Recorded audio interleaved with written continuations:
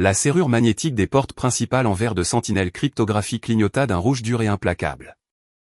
Je passai ma carte d'accès cryptée de fondatrice contre le lecteur pour la deuxième fois. Le panneau numérique émit 2 bips, un rejet électronique plat indiquant que mes identifiants d'administration principaux avaient été révoqués de façon permanente. Il était 7h30 un mardi matin. Lorsque vous êtes la seule fondatrice et l'architecte logiciel principal d'une start-up de cryptage de données en pleine croissance, une défaillance localisée du système est une contrariété. Mais lorsque votre carte d'accès principale est complètement effacée du serveur central du bâtiment que vous louez personnellement, ce n'est jamais un simple problème technique. Je n'ai pas frappé du poing contre le verre trempé. Je n'ai pas appelé mon chef de la sécurité pour hurler à l'erreur système. Je me suis contenté de sortir mon smartphone de la poche de mon blazer sur mesure et d'ouvrir mon tableau de bord d'administration sécurisé. L'écran a chargé pendant une fraction de seconde avant qu'une alerte prioritaire automatisée du registre du commerce et des sociétés, RCS, ne s'affiche dans ma boîte de réception. Avis urgent, changement de direction et de représentant légal ratifié pour Sentinel Cryptographie SAS. Certificat de fusion formellement exécuté et vérifié à 7h15, heure d'Europe centrale. Mon cerveau a contourné le choc émotionnel pour basculer immédiatement dans l'architecture froide et clinique d'un audit jury comptable. J'avais codé les algorithmes fondateurs résistants aux attaques quantiques depuis un appartement exigu il y a 5 ans. Je détenais 80% des droits de vote. Mes parents, Thomas et Éléonore, détenaient une participation minoritaire combinée de 10%, un investissement d'amorçage que je leur avais offert strictement pour leur retraite. Or, des actionnaires minoritaires ne peuvent légalement exécuter une fusion d'entreprise. Ils ne peuvent pas signer un contrat de cession d'actifs. Ils ne peuvent pas vendre une entreprise à moins de contourner complètement la fondatrice. Un deuxième email est arrivé. C'était une notification automatisée d'une société de séquestre de premier plan, redirigée vers mon adresse secondaire. Transaction terminée. Acquisition de Sentinel Cryptographie par Meridian Tech Holdings finalisée. Compte séquestre approvisionné avec succès à hauteur de 25 millions d'euros. Décaissement principal programmé pour le mandataire autorisé, Julien Venture. Ils n'avaient pas seulement tenté de vendre mon entreprise. Ils avaient réussi à conclure l'accord. Meridian Tech Holdings, un conglomérat de données massif et agressif, venait de payer 25 millions d'euros pour l'œuvre de ma vie. Et les fonds se trouvaient déjà sur un compte de dépôt contrôlé par Julien, mon petit frère. Julien, l'enfant chéri, un aspirant entrepreneur en crypto-monnaie de 30 ans qui avait coulé 3 startups différentes entièrement financées par la complaisance financière de mes parents et qui devait actuellement des sommes colossales à des prêteurs commerciaux privés. Je n'ai pas appelé mes parents pour exiger une explication. Le bruit et l'hystérie sont exactement les monnaies d'échange sur lesquelles s'appuient les coupables pour manipuler un récit. Je ne fonctionne que sur le papier. Je suis retourné à ma voiture, j'ai ouvert le coffre-fort sécurisé dans mon coffre et j'en ai extrait une pochette en plastique rigide. À l'intérieur se trouvaient les certificats physiques de la création de mon entreprise, mes statuts d'origine et, plus important encore, un épais classeur juridique scellé contenant mes cessions de propriété intellectuelle déposées à l'INPI, Institut national de la propriété industrielle. J'ai attendu sur le parking jusqu'à ce qu'un développeur junior arrive et maintienne la porte en verre ouverte avec son gobelet de café. Je me suis glissé à l'intérieur de mon propre siège social. Le hall d'accueil impeccable bourdonnait d'une énergie corporative inconnue et agressive. Des hommes et des femmes en costume sur mesure, portant des badges visiteurs de Meridian Tech, mesuraient activement la surface au sol et auditaient les terminaux de bureau. L'équipe de transition des acquisitions exécutait déjà la prise de contrôle hostile de l'espace physique. J'ai contourné le bureau d'accueil sans dire un mot et me suis dirigé directement vers la salle de conférence principale au mur de verre, située à l'étage de la direction. Ils étaient là. Ma mère, Éléonore, se tenait près d'un buffet de petit déjeuner de traiteur, tenant une flûte de champagne en cristal, riant chaleureusement avec 2 cadres de Méridien. Mon père, Thomas, était assis en bout de ma table de conférence en acajou, projetant l'autorité profondément imméritée d'un PDG triomphant. Et Julien était négligemment appuyé contre la baie vitrée, il portait un costume de créateur absurdement cher, tapotant sur son téléphone, regardant l'œuvre de ma vie comme s'il s'agissait simplement d'une pinata qui avait enfin éclaté pour financer son prochain délire. Éléonore m'a vu la première. Elle n'a pas bronché. Son visage s'est instantanément figé dans un masque de condescendance maternelle lasse, l'expression exacte qu'elle utilisait chaque fois qu'elle avait besoin qu'un public croie que j'étais déraisonnable. Elle a posé sa coupe de champagne et s'est dirigée vers les portes de la salle de conférence pour m'intercepter avant que je ne puisse y entrer. Valérie, ma chérie, soupira Éléonore, élevant la voix juste assez pour que les cadres de Méridien puissent entendre une mère calme et rationnelle gérer une fille instable. Il n'est absolument pas nécessaire que tu fasses irruption ici avec cet air si dramatique. Nous allions t'appeler depuis le brunch de célébration. L'accord est officiellement conclu. Méridien est ravi de l'acquisition. Je me suis arrêté de marcher. Je n'ai pas élevé la voix pour jouer son jeu théâtral. J'ai regardé les clés de la voiture de sport de Julien posées sur la table en acajou, puis j'ai de nouveau regardé ma mère. L'audace étouffante de son ton flottait dans l'air stérile et climatisé de la suite exécutive. Elle venait d'admettre avoir orchestré un braquage d'entreprise de plusieurs millions d'euros sur le ton d'une femme expliquant un léger changement de programme pour le dîner. Thomas s'est levé du bout de la table, croisant les bras avec un soupir d'impatience préfabriqué. Ne transformons pas cela en procédure judiciaire, Valérie. Nous avons exécuté la vente dans l'intérêt de toute la famille. La plateforme de finances décentralisée de Julien avait désespérément besoin des capitaux de sa levée de fonds en crypto-monnaie, ICO. Et les investisseurs en capital risque traditionnel étaient complètement déraisonnables avec lui. Il mérite ses liquidités. Tu es une femme très compétente. Tu vas simplement créer une autre société de logiciels. C'est ce que tu fais toujours. Julien a enfin levé les yeux de son smartphone, levant les yeux au ciel comme si ma présence n'était qu'un léger désagrément administratif.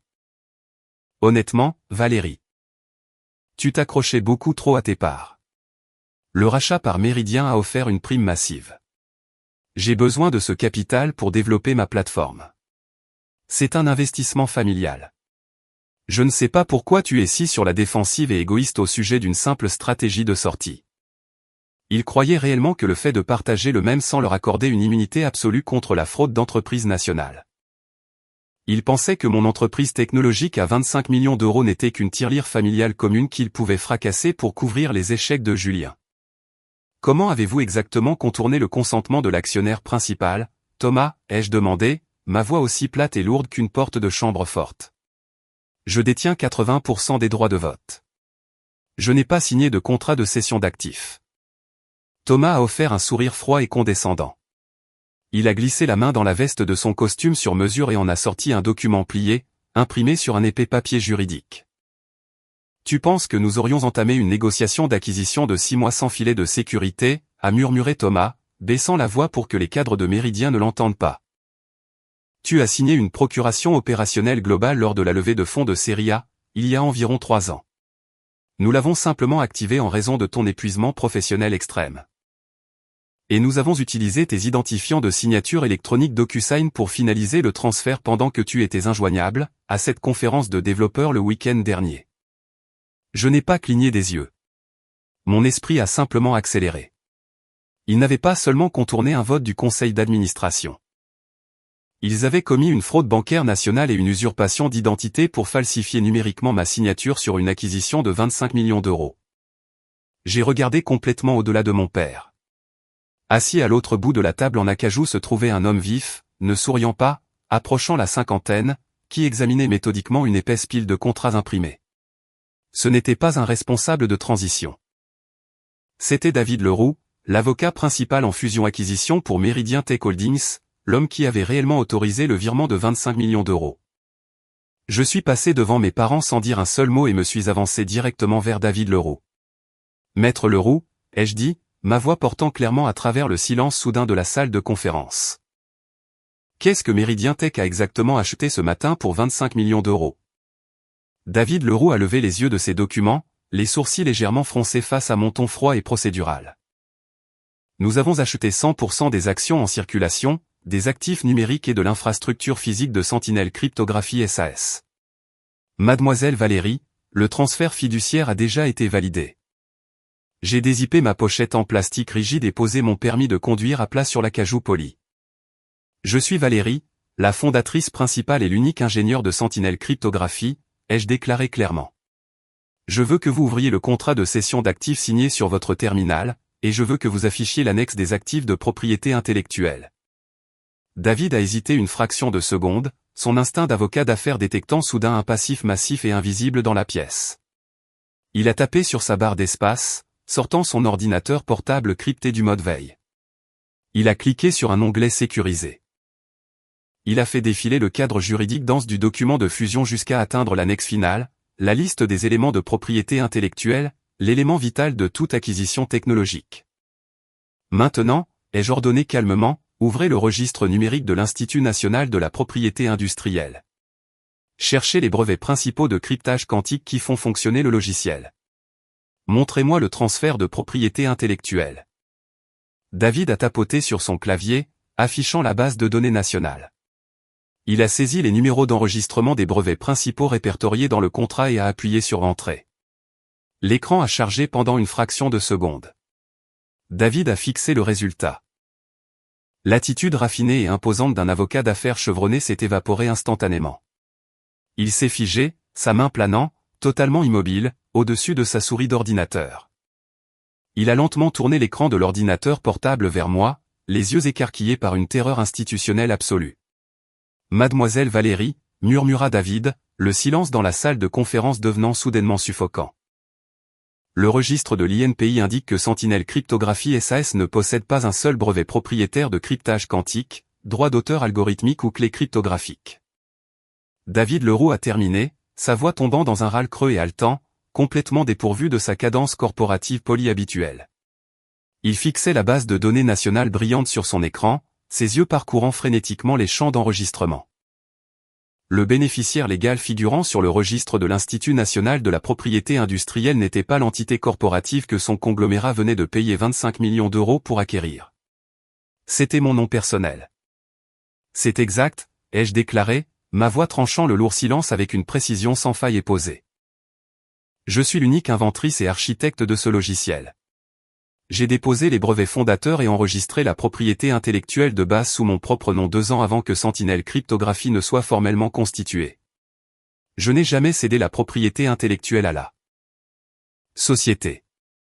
La mâchoire de David s'est serrée si fort que je pouvais entendre ses dents grincer. Il était un avocat plaidant et expert en fusion-acquisition de longue date, et il a instantanément reconnu l'architecture radioactive et catastrophique du piège dans lequel il se trouvait actuellement. Vous l'avez simplement concédé sous licence, murmura David, ses mains tremblant légèrement alors qu'elle survolait son clavier. J'ai accordé à l'entreprise une licence commerciale standard révocable, non exclusive et strictement non transférable pour utiliser le logiciel dans ses opérations quotidiennes, ai-je confirmé nettement, posant mes mains parfaitement immobiles sur la table en acajou poli. Ce qui signifie que Meridian Tech Holdings n'a pas seulement acheté une société de cybersécurité à 25 millions d'euros, maître Leroux. Vous avez acheté un étage de mobilier de bureau en location. 60 ordinateurs portables de développeurs fortement amortis et une machine à expresso de salle de pause. Vous avez acheté une coquille d'entreprise entièrement vide. Le visage de Thomas a pris une violente teinte rouge sombre.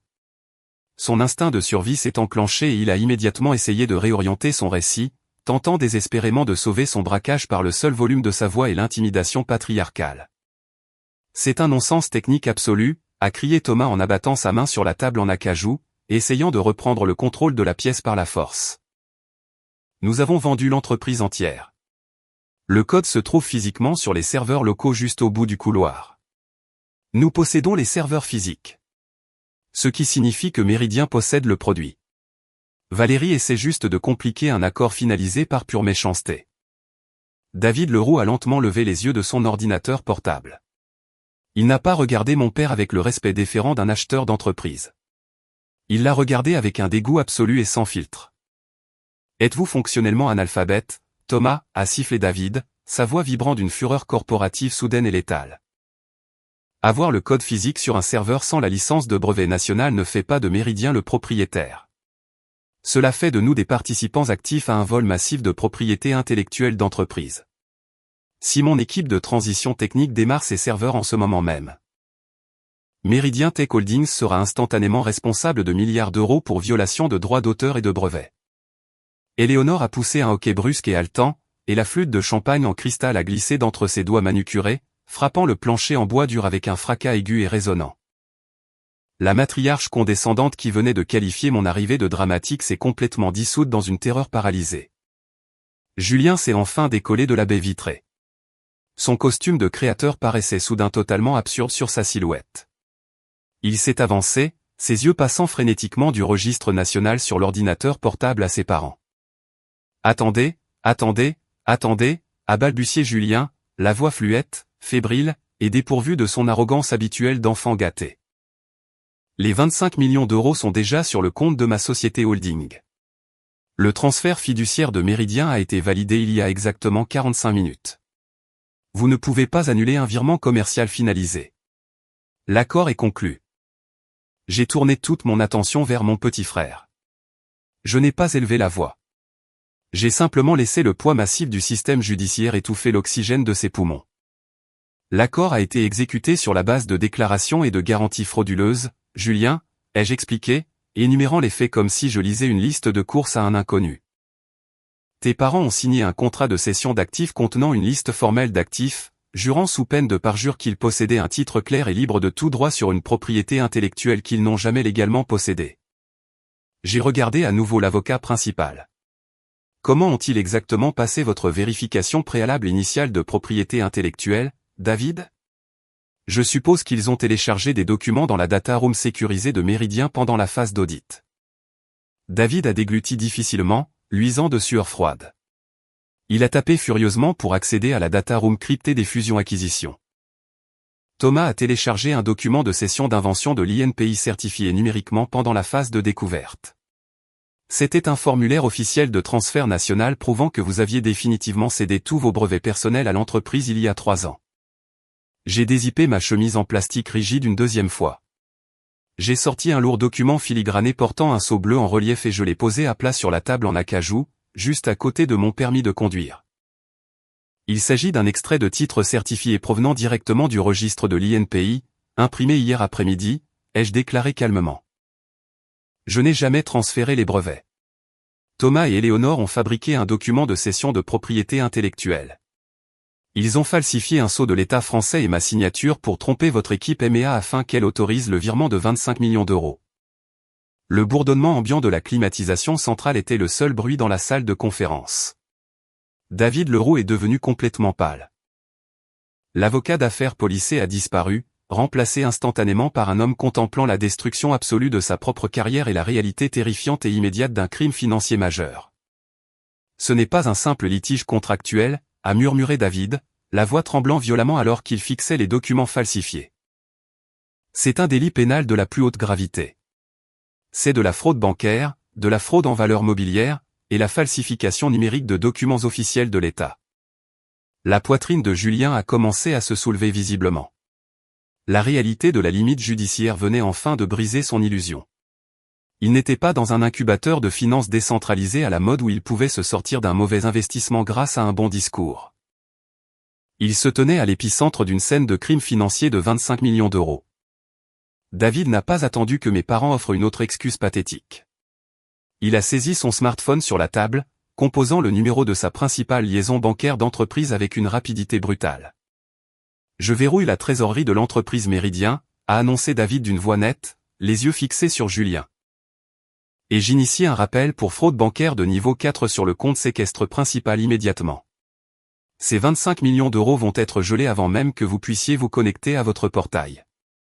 Le visage de Julien s'est instantanément vidé de toute couleur. Il avait l'air de venir d'être frappé physiquement. Il a trébuché en arrière, heurtant lourdement le mur de verre de la salle de conférence.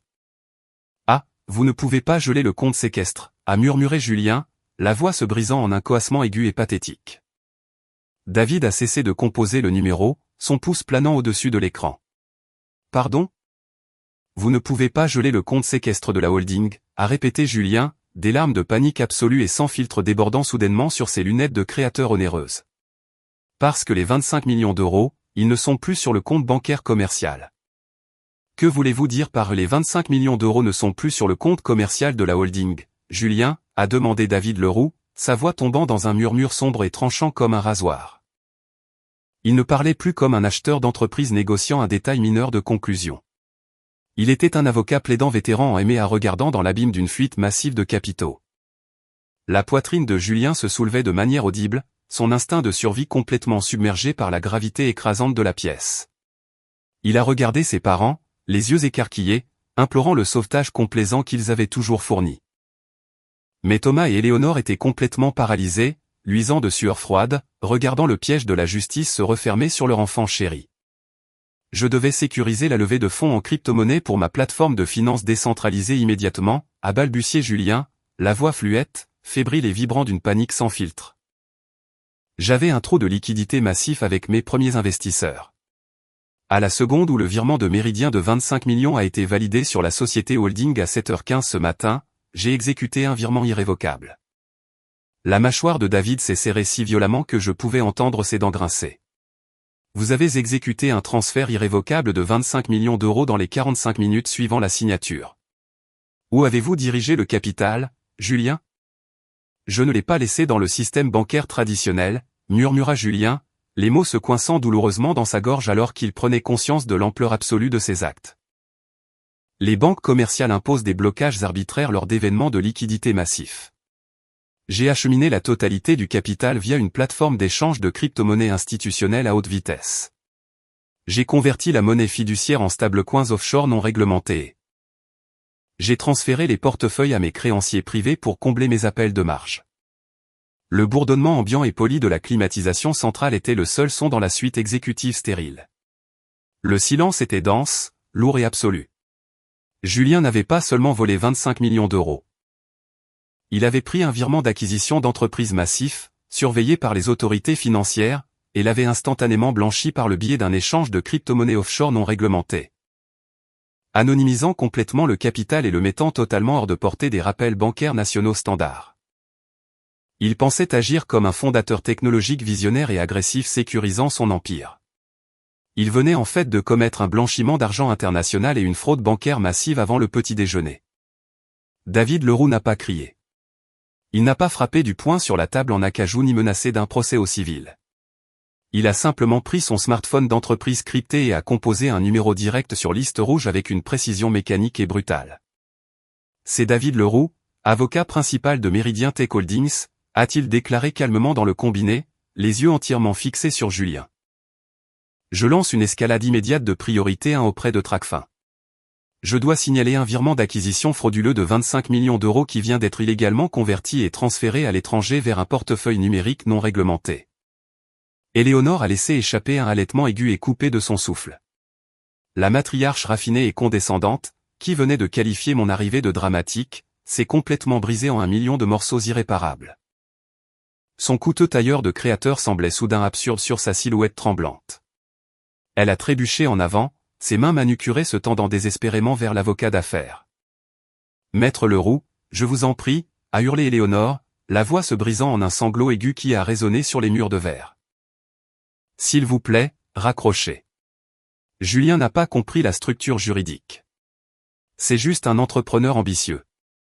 Il ne savait pas que son père avait falsifié la cession de brevets. C'est un énorme malentendu familial. Un malentendu familial, ai-je répété, ma voix tranchant son hystérie montante avec une précision chirurgicale. Vous avez contourné l'actionnaire principal d'une entreprise technologique de 25 millions d'euros en utilisant une fausse procuration opérationnelle. Vous avez falsifié un document officiel de l'INPI. Vous avez conspiré pour vendre une coquille vide tout en cachant activement la propriété de la propriété intellectuelle. Et vous avez remis les liquidités à un enfant de 30 ans qui les a immédiatement blanchis à l'étranger. Le fait que le système vous ait rattrapé ne signifie pas que vous êtes innocent. Éléonore. Cela signifie simplement que vous êtes mathématiquement incompétent. Thomas a violemment tiré son bras de sa posture figée, son visage devenant d'un rouge foncé violent. Il a abandonné son silence désespéré et acculé et s'est précipité vers la table en acajou, adoptant instantanément le ton autoritaire et tonitruant d'un patriarche tentant de gérer par la force un subordonné. « David, attendez !» a crié Thomas en abattant sa main à côté des documents gouvernementaux falsifiés. « N'appelez pas les autorités. Nous pouvons structurer un plan de remboursement. Nous allons liquider notre parc immobilier national. Nous possédons 10% de Sentinelle Cryptographie. Nous allons céder l'intégralité de nos parts minoritaires à Méridien immédiatement pour couvrir les dommages. Tu ne possèdes aucune part dans Sentinelle Cryptographie, Thomas, ai-je déclaré, ma voix tranchant sa panique naissante avec une autorité absolue. Thomas s'est arrêté net, me fixant avec un choc paralysé. De quoi parles-tu ? Nous possédons 10%. Nous avons signé les statuts initiaux il y a 5 ans. J'ai dézippé mon dossier en plastique rigide une dernière fois et j'ai posé un lourd document d'entreprise notarié à plat sur l'acajou poli. Il y a 3 ans, tu as usurpé mes identifiants de signature numérique DocuSign pour exécuter secrètement la procuration opérationnelle qui t'a permis de signer cette fusion frauduleuse. Aujourd'hui, ai-je noté calmement, mon élocution sans faille et sans précipitation. Mais tu étais si complètement concentré sur le financement du faux empire crypto de l'enfant chéri que tu as omis d'auditer les statuts fondateurs de mon entreprise de logiciels. Thomas a fixé le papier filigrané immaculé, sa respiration superficielle et rapide. Sentinel Cryptographie fonctionne sous une clause de fondatrice stricte et impénétrable concernant les actionnaires minoritaires, ai-je expliqué. Si un actionnaire minoritaire tente d'exécuter unilatéralement un changement de contrôle, une fusion ou une vente d'actifs sans le consentement explicite et physiquement notarié de la fondatrice principale, ces parts sont instantanément et définitivement dissoutes et réintégrées dans la trésorerie de l'entreprise. C'est une clause de sauvegarde standard contre les prises de contrôle internes hostiles. Au moment où tu as déposé électroniquement le certificat de fusion frauduleux à 7h15 ce matin, ta participation de 10% s'est légalement évaporée. Tu ne possèdes absolument aucun moyen de pression à offrir à Méridien. La mâchoire de Thomas est tombée. Il venait d'annihiler son propre portefeuille de retraite pour financer un crime de grande criminalité financière. Julien s'est enfin détaché de la baie vitrée. Son costume de créateur paraissait soudainement totalement absurde. Il s'est avancé, ses yeux passant frénétiquement du registre de l'INPI sur l'ordinateur portable à moi. Valérie. Ah, s'il te plaît, a supplié Julien, la voix dépourvue de toute arrogance. Il m'a regardé avec la terreur pure d'un homme réalisant que son empire numérique avait été entièrement bâti sur des sables mouvants radioactifs. Si Méridien signale la fraude bancaire, l'AMF gèlera définitivement ma plateforme de finances décentralisée avant midi. Ils saisiront mes serveurs physiques. Je vais tout perdre. Mes investisseurs vont me détruire. Tu dois signer le transfert de brevets. Cède la propriété intellectuelle à Méridien aujourd'hui et toute la vente deviendra juridiquement valable. Je ne vais pas commettre un crime financier de la plus haute gravité pour légitimer rétroactivement ton braquage d'entreprise de 25 millions d'euros, ai-je répondu d'un ton égal, ajustant les poignets de mon blazer sur mesure. Et je ne vais certainement pas céder mon code propriétaire pour couvrir tes dettes de jeu offshore catastrophiques. Surtout pas ce code. Julien s'est complètement figé. Comment ça ? Les brevets fondamentaux que je détiens pour le logiciel de cryptage résistant au quantique ne dorment pas, Julien, ai-je expliqué, énumérant les faits comme si je lisais un manuel technique. Il y a 3 mois, j'ai discrètement signé un contrat exclusif de licence nationale pluriannuelle pour intégrer mes algorithmes directement dans le réseau de communication sécurisé du ministère des Armées. Le visage de David Leroux s'est vidé de toute couleur. L'avocat chevronné en MEA a lentement baissé son smartphone. L'ampleur purement dévastatrice de mes mots a paralysé son rythme analytique. Vous avez concédé le logiciel sous licence au ministère des Armées, murmura David, le silence dans la pièce devenant étouffant. Oui, ai-je confirmé nettement. Ce qui signifie que le code qui se trouve sur les serveurs physiques, juste au bout du couloir, est actuellement classifié comme infrastructure militaire restreinte de l'État. J'ai tourné toute mon attention vers mon père, ma voix aussi plate et lourde qu'une porte de chambre forte en acier. Et Thomas vient de vendre l'accès physique à ses serveurs restreints à une société holding commerciale tierce non autorisée, ai-je déclaré calmement. Tout en falsifiant des documents officiels de l'État français. Un hoquet brusque et saccadé a résonné dans la salle de conférence. Thomas a instantanément réalisé qu'il n'avait pas seulement commis une fraude bancaire d'entreprise. Il avait ancré sa propre signature à une brèche catastrophique et massive de la sécurité nationale. C'est alors que les lourdes portes en verre de la suite de direction ont été poussées de l'extérieur avec une force violente, coupant instantanément le bruit ambiant de l'équipe de transition de l'entreprise dans le hall. 4 individus sont entrés dans la pièce, 2 officiers de gendarmerie en uniforme agissant comme contrôle du périmètre physique et 2 agents spéciaux en civil. Portant des costumes sombres et des cordons d'identification tactique arborant l'insigne de la direction du renseignement et de la sécurité de la défense, DRSD. L'agent principal n'a pas demandé au cadre de Méridien qui était aux commandes. Il a marché d'un pas déterminé vers la massive table en acajou, contournant entièrement mes parents tremblants, et s'est arrêté directement devant David Leroux. L'instinct de survie de Thomas s'est immédiatement manifesté. Il a abandonné sa posture paralysée et acculée, et s'est tourné rapidement vers les agents de l'État, adoptant instantanément le ton doux et persuasif d'un riche patriarche inquiet tentant de gérer une erreur de service mineure. « Messieurs les agents. Dieu merci, vous êtes arrivés, » a balbutié Thomas, les mains levées dans un geste de diplomatie calculée, forçant un sourire crispé et anxieux. C'est un terrible malentendu d'entreprise qui dégénère. Ma fille Valérie souffre d'un grave épuisement professionnel. Nous avons simplement obtenu une procuration opérationnelle temporaire pour nous assurer que ses actifs logiciels étaient protégés lors d'une acquisition commerciale standard. Elle est confuse concernant la liste de la propriété intellectuelle et conteste de manière agressive une fusion finalisée. L'agent principal n'a pas serré la main tendue de Thomas. Il ne l'a même pas regardé. Il a regardé directement l'avocat principal en M&A de Meridian Tech Holdings.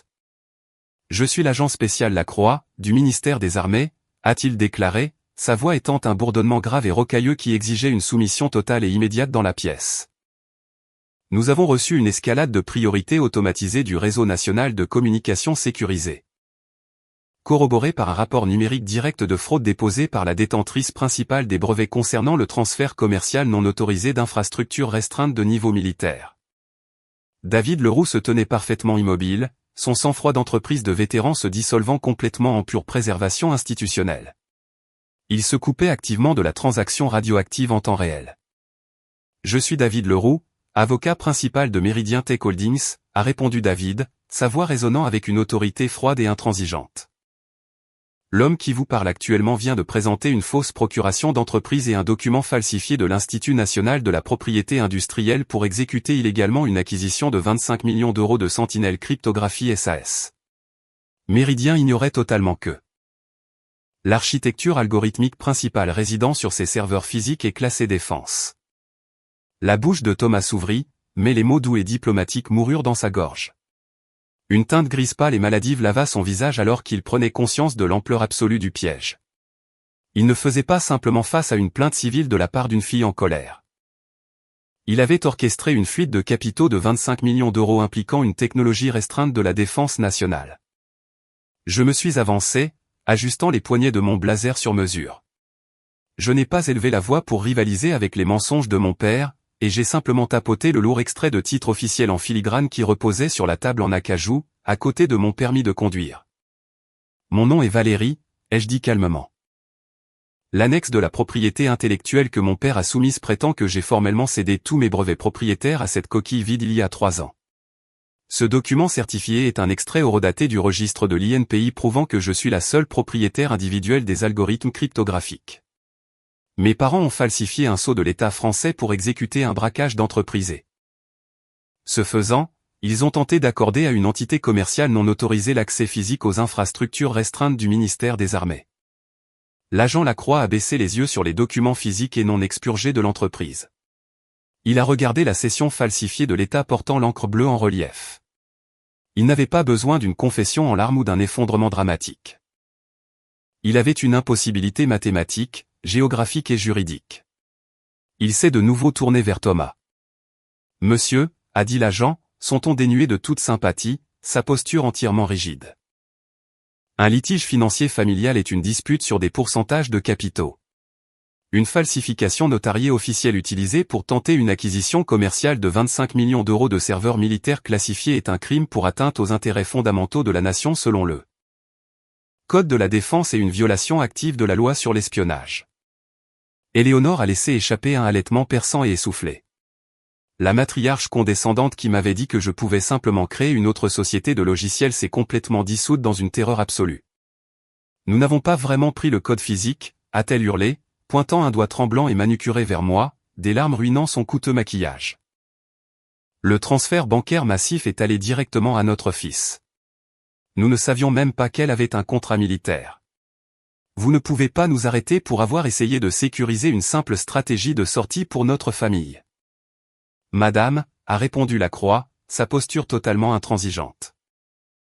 Vous avez réussi à escroquer un vaste conglomérat technologique en utilisant un faux document de l'État français portant votre signature explicite. Le fait que vous ayez été totalement ignorante des implications pour la sécurité nationale n'efface pas légalement la falsification de documents officiels. La salle de conférence est tombée dans un silence de mort alors que le poids dévastateur de la juridiction de l'État écrasait l'oxygène de la pièce. Julien a finalement complètement craqué. Il se tenait figé près de la baie vitrée, serrant son smartphone comme une bouée de sauvetage vers son empire numérique en voie de disparition, et l'enfant chéri de 30 ans parut soudain absurdement petit dans son costume de créateur. « Attendez » a supplié Julien, sa voix se brisant dans un sanglot aigu et pathétique. « Je peux restituer les liquidités. Les 25 millions d'euros sont stationnés dans un portefeuille de crypto-monnaies offshore. Je peux convertir les stablecoins en monnaie fiduciaire tout de suite. Je vais les virer directement sur le compte séquestre de Méridien. Je vous en prie. Je suis un jeune fondateur. Mes investisseurs vont me détruire si l'AMF gèle ma plateforme décentralisée. » David Leroux a lentement fermé son ordinateur portable avec un clic net et définitif. L'avocat d'affaires chevronné a regardé Julien avec un dégoût létal et sans filtre. « Vous ne pouvez pas restituer les liquidités, Julien, » a déclaré David, sa voix tranchant l'hystérie de l'enfant chéri avec une précision chirurgicale. « Parce que les 25 millions d'euros que vous avez illégalement convertis et transférés à l'étranger ont été signalés par Tracfin à la seconde où ils ont atteint la plateforme d'échange non réglementée. Vous n'avez pas seulement commis une fraude bancaire. Vous avez commis un blanchiment d'argent international massif. » Julien s'est arrêté de respirer net. « Et, Julien, » a ajouté l'agent Lacroix, sa voix étant une ligne plate et sans compromis de l'autorité de l'État. Lorsqu'un citoyen français utilise une plateforme d'échange de crypto-monnaies offshore non réglementée pour blanchir 25 millions d'euros générés par la vente frauduleuse d'infrastructures militaires restreintes, le gouvernement français ne demande pas de remboursement. Nous initions une saisie stricte et multi-agence des actifs. Le visage de Julien s'est instantanément vidé de toute couleur. Il avait l'air de venir d'être frappé physiquement. Il a trébuché en arrière, heurtant lourdement le mur de verre. « Une saisie » a murmuré Julien, la voix tremblant violemment. « Vous ne pouvez pas saisir un portefeuille décentralisé. Je détiens les clés cryptographiques privées. »« Nous n'avons pas besoin de tes clés privées, Julien » ai-je noté calmement, mon élocution sans faille est posée. Parce que les autorités gouvernementales ne ciblent pas le portefeuille numérique, elles ciblent les portes de sortie nationales. J'ai tourné mon attention entièrement vers mon petit frère, ma voix aussi froide et lourde qu'une porte de chambre forte en acier. Au moment où l'AMF gèlera formellement ta plateforme de finances décentralisée, ai-je expliqué, énumérant les faits comme si je lisais un manuel technique. Chaque banque commerciale nationale liée à tes entités corporatives bloquera immédiatement tes comptes pour se conformer aux réglementations anti-blanchiment d'argent de l'État. Tu ne pourras pas convertir ces stablecoins offshore en monnaie fiduciaire utilisable sans déclencher une arrestation immédiate au niveau bancaire.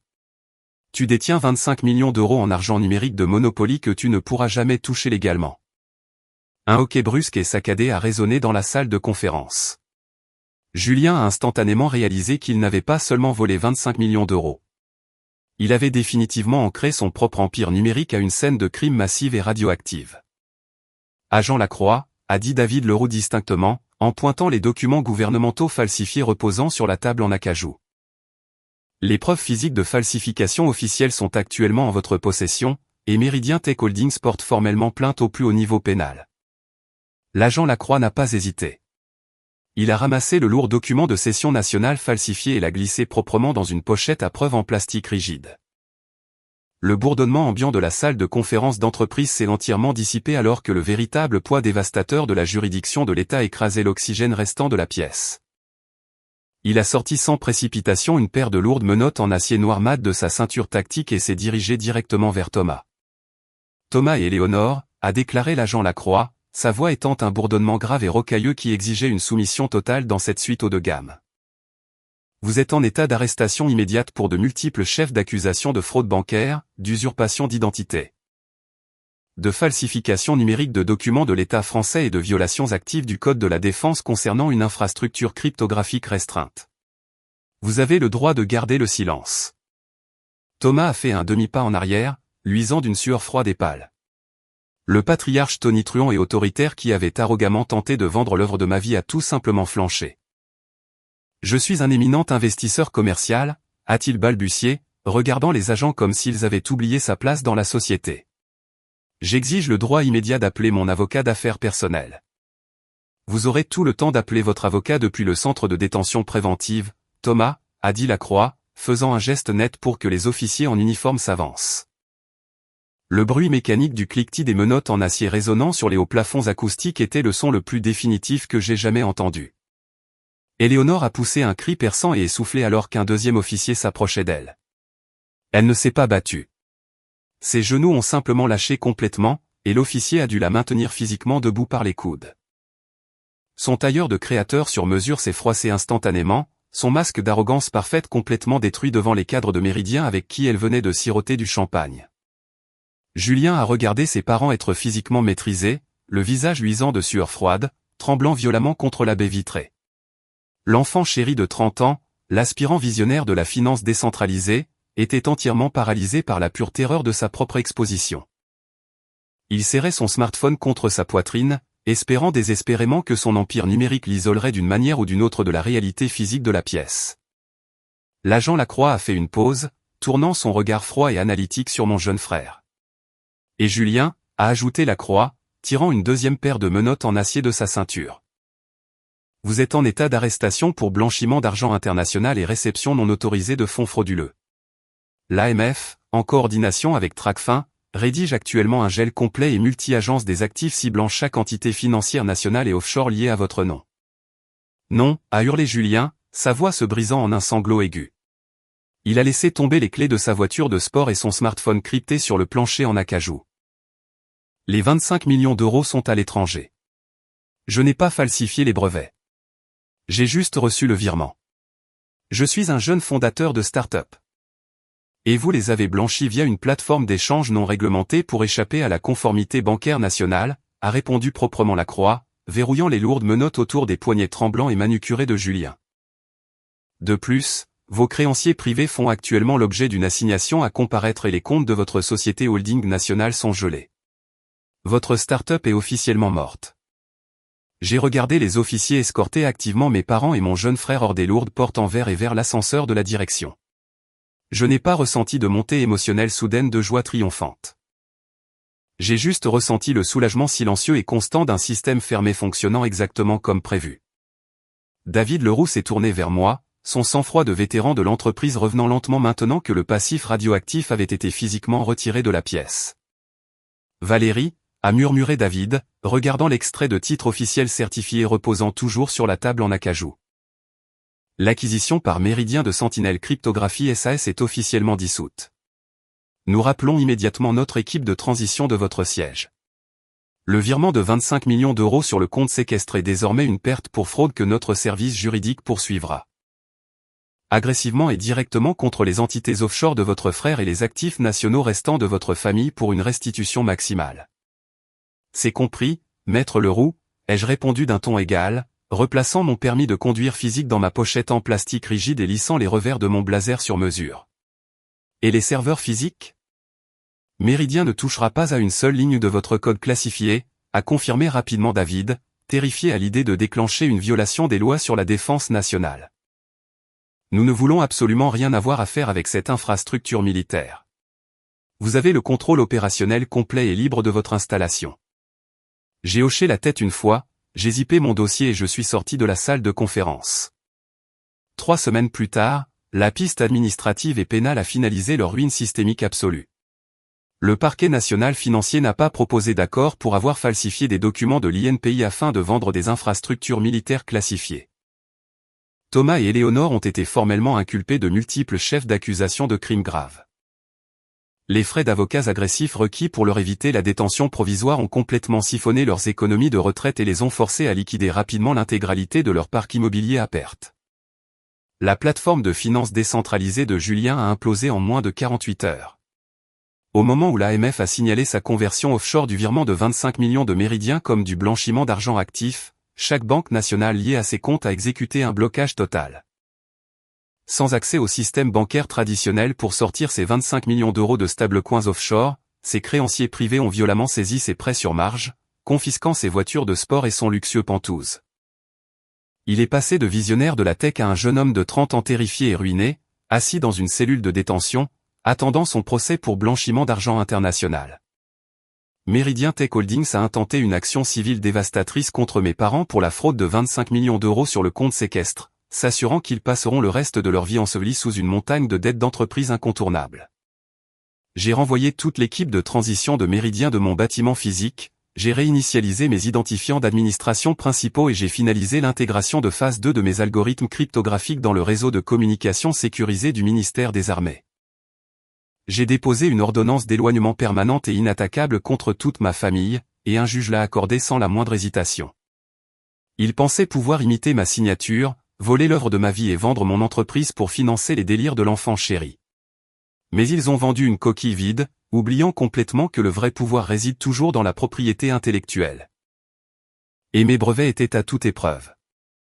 Si vos propres parents falsifiaient des documents de l'État pour vendre secrètement votre entreprise technologique de plusieurs millions d'euros afin de financer le style de vie somptueux de votre fratrie, auriez-vous porté plainte au plus haut niveau? Ou les auriez-vous simplement laissé garder l'argent pour maintenir la paix familiale? Donnez-moi votre avis dans les commentaires ci-dessous. Si vous avez apprécié cette histoire de justice implacable sur papier, laissez un j'aime, abonnez-vous à la chaîne et activez les notifications. À la prochaine vidéo.